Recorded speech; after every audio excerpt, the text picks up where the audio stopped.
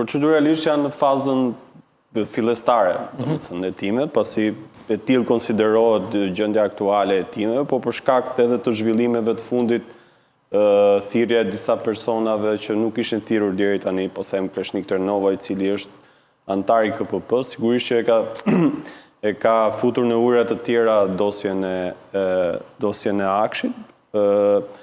Arsyeja është në këndvështrimin tim një, sepse Akshi ka bërë bashkë, ose më saktë Akshi është bërë gropa e disa institucioneve shumë të rëndësishme të këtij shteti. Pse e them këtë? Sepse ka përfshirë KPP-n, Komisionin e Prokurimeve Publike, i cili është një institucion shumë i rëndësishëm dhe dyshohet që antarët të tij kanë qenë pjesë aktive e grupit të strukturuar kriminal të Akshit.